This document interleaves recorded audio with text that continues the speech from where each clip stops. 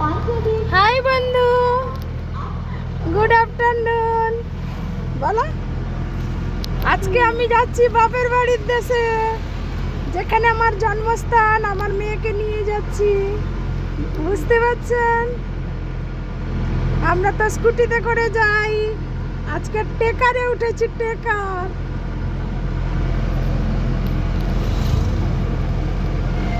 বুঝতে পারছেন বন্ধু? এই যে আমার মেয়ে বসে আছে, আমরা সামনে বসে আছি।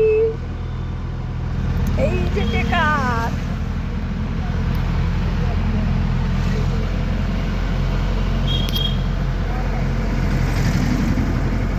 দেখেছেন রাস্তা দিয়ে আমরা যাচ্ছি, যে রাস্তা দিয়ে